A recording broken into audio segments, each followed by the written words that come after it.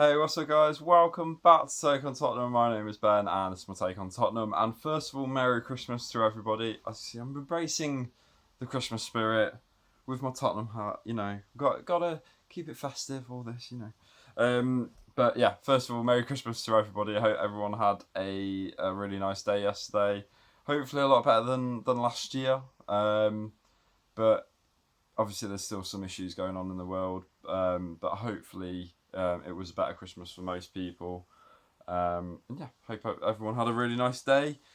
All the more made better by Tottenham Hotspur today. Full-time result, Tottenham 3, Crystal Palace 0. Very interesting game, very good game, very good watch if you're a Spurs fan. Let's just get into it, shall we? So, I've got to say, Spurs didn't start really in a with blowing everybody away sort of manner. Thought Crystal Palace had quite a good solid start, really, especially in the sort of the first half an hour. They had quite a very solid setup. Not They weren't creating many chances, but they were passing the ball around quite nice, and they were really sort of I don't know what the word is, kind of stifling Spurs. Spurs weren't having much joy in the ring, going forward in the wing back roles. Harry Kane was fairly absent in this first sort of period of the game. There were chances though. Sonny had a long shot early on, which Jack Butland saved. I think it was in the first couple of minutes, which was a really good chance.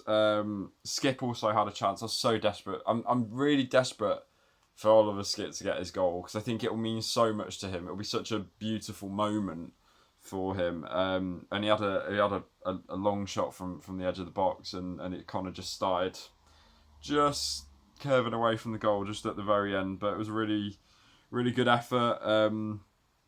Tight game. Like I said, really, really tight game. Lucas Moura then went close after that. He had a chance where I think Reguilon crossed it in, and Moura just did one of those glancing headers where it just sort of goes across the face of the goal, and you're either willing someone to get on the end of it, or you're willing for it to just to hit the post maybe and go in. But it went wide, unfortunately, and then we get into the controversy. Wilfred Zaha. If anybody has watched my channel, I've not got a great opinion of Wilfred Zaha. I think he is a really good player. I'm not gonna just say I don't like somebody and they go, oh, they're crap as well. He's a brilliant player. On his day, he's fantastic. But I can only comment on what I see from when we play, and the occasional times that I see Palace in different matches with other teams. But I've never liked the thing that Wilfred Zaha does, which is anytime anybody tackles him, be it they've won the ball or be it just a tackle where it's a foul, he just reacts in the way that the whole world has wronged him, and he reacts in a way that it's a personal attack upon him, and he just doesn't let go of it. He gets tackled and he doesn't just brush himself off and pick himself up and go again. He holds on to it, he gets mad, he gets frustrated, and then it's like, and today was just the epitome of it, and we'll get into it, but I have to kind of defend him a little bit in the sense of, I didn't think the first challenge that he got the yellow card on, I didn't think it was a yellow card, but then I kind of look at it from another perspective of, I've seen loads of Spurs players this season get yellow cards that I didn't think were yellow cards either, particularly, actually, ironically, with Crystal Palace. The first Palace match that we played under Nuno, I remember Oliver Skip doing a brilliant tackle, won the ball, really good tackle, proper crunching tackle, but he won the ball. It was a fair tackle, and he got a yellow card for that. So it's not... I'm trying to sort of put myself into the perspective of, I don't agree that it was a yellow. I didn't think it was a challenge that warranted a yellow card, but I've also seen a lot of tackles this season that I didn't think was a yellow card either for my team, and they've still been punished. So you kind of just got to accept it and get on with it. And yeah, it is what it is, really. But the moaning began. the moaning began. He was going on about it for ages. I saw the play continued. He was still going on at the referee. I was like, oh god, here we go again. And then Spurs got their goal. Really important goal.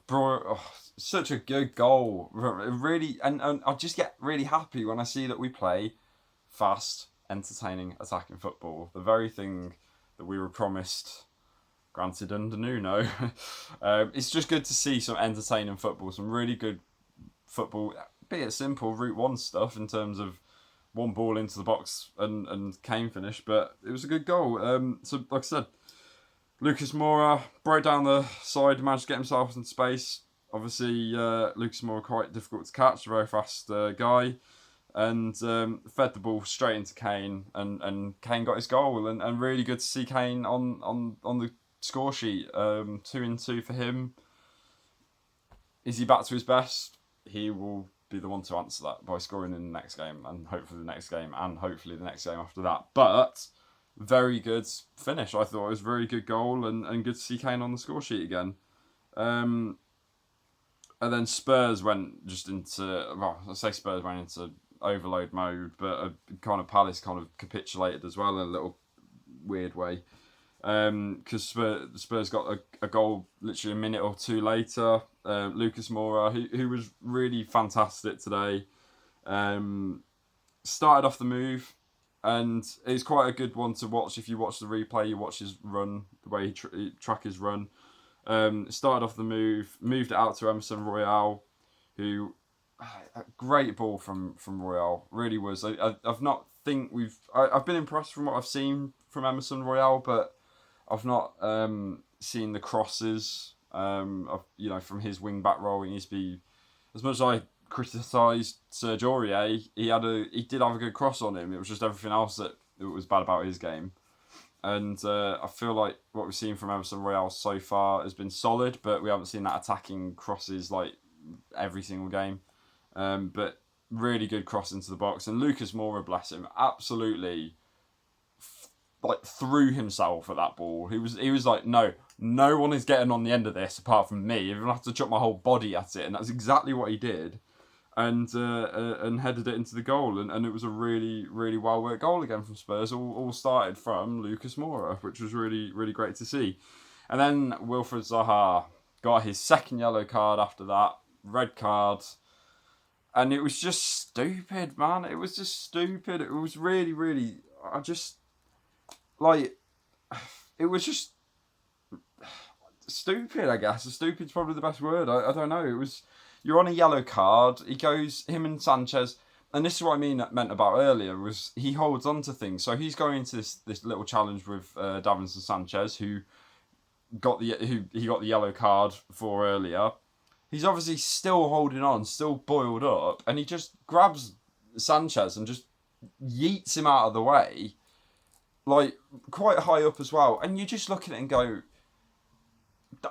why would you do that? Why? And of course got a second yellow, and of course got sent off, and then started acting like, what the hell did I do? What? And I was just like, you know exactly what you've done. Like, even you're on a yellow card. Why would you put yourself in that position? Why would you be so stupid to do that? I don't know. And like I said, you see him going down the tunnel, throwing his rattle out the pram, and it's really ridiculous. And it's just, like I said, it's just this reason why I just don't really like Wilfred Zaha. I think, like I said, he's an excellent player, really great player. But I don't know. He's just got that in him, and like I said, every single challenge, every single time that anything goes against him, he just treats it like the whole world's against him, and he gets like this bad attitude sort of thing. So I didn't.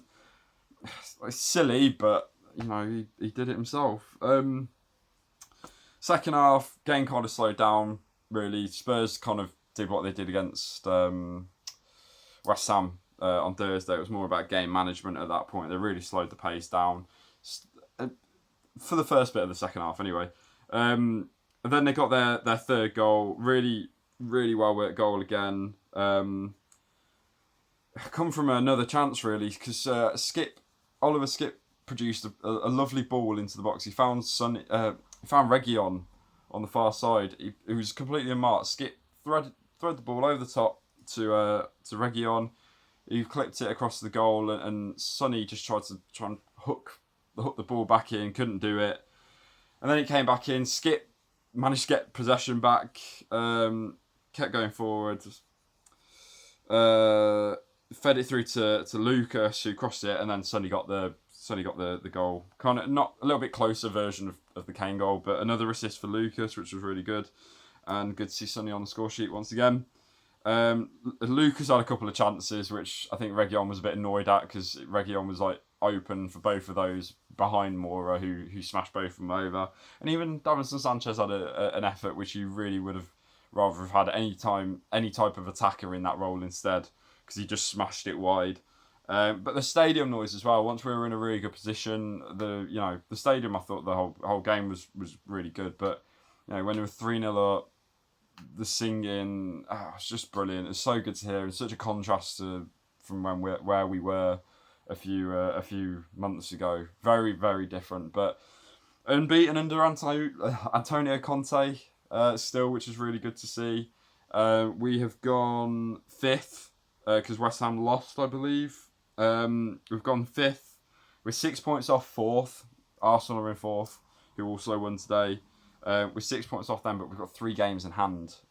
So we're now above West Ham with 2 games in hand over them as well. So it's going to be tight, of course. It's going to be very close, but Spurs have got those games in hand, but they need to win them. They're very important. So and this could have very well been a game in hand if COVID had taken over, even worse. But look, really good game.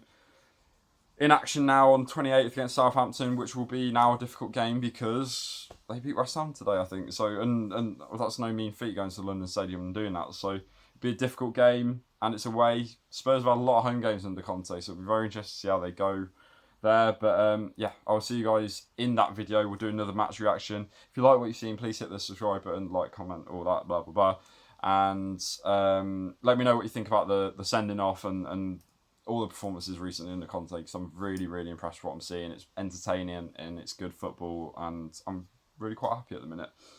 Big contrast to the last couple of months. I'll see you guys in the next video, and just enjoy your Christmas. Enjoy the period of Christmas. Enjoy it. Take it easy, and I'll see you guys soon. What was I going to say? Come on, you Spurs. I'll look for my badge. I haven't got it. I'll do it in my head. Come on, you Spurs.